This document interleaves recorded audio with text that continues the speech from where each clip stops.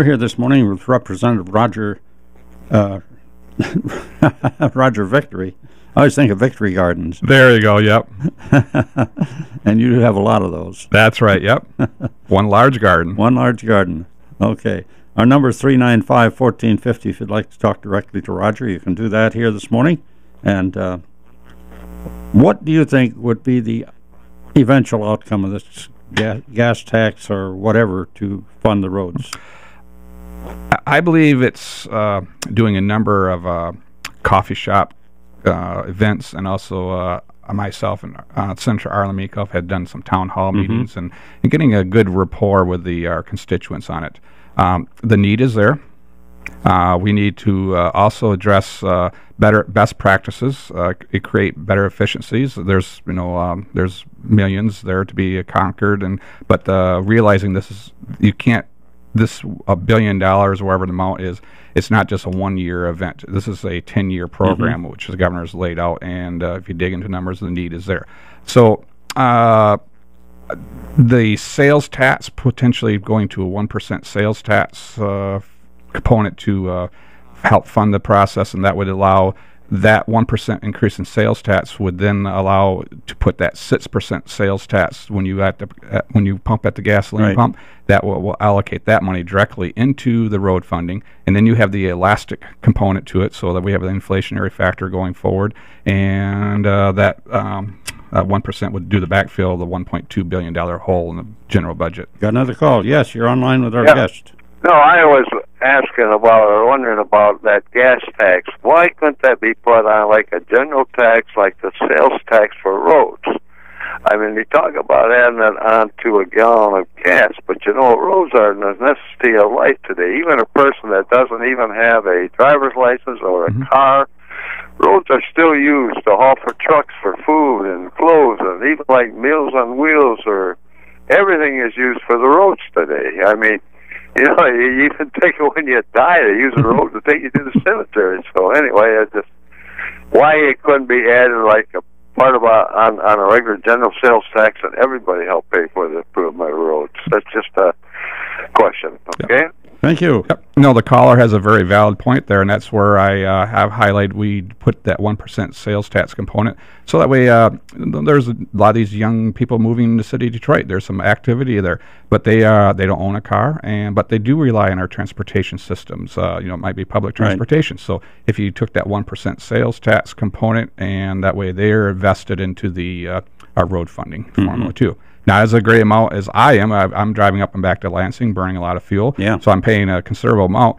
But they would still have some skin in the game and be contributing to it. And it's a broad-based tax policy, which is usually more successful. Okay.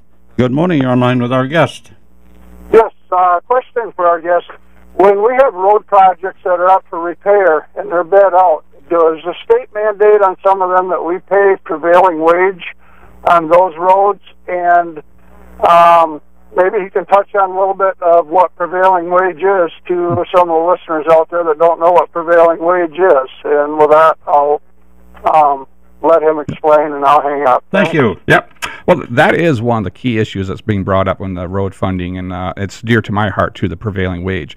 One area that we have to do a little educational process. If we receive federal funds coming in, it's the Bacon-Davis area. So that's sets those standards on the road construction. So a good portion of our road maintenance and construction, the prevailing wage provision doesn't come into play. But where prevailing wage does come into play is in like constructions of our schools and those areas. So basically, a prevailing wage is a inflationary component, or I wouldn't say inflationary, but it's a assessment on the wages in a certain area community above the norm, and what that does is place additional burden on the taxpayers. So if you're going to build a $30-some million school expansion project, and part of that component is the labor, and that labor is artificially increased in price.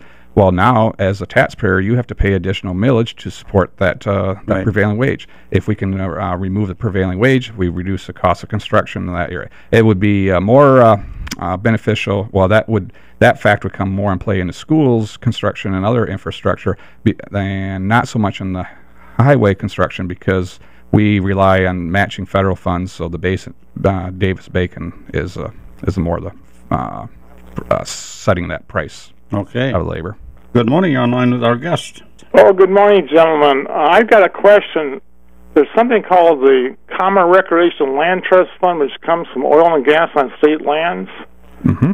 I was told that the formation goes all the way from Lansing west into Allegan County. I think that'd be a good source of funds to fix the roads and bridges and so forth, improve the state parks.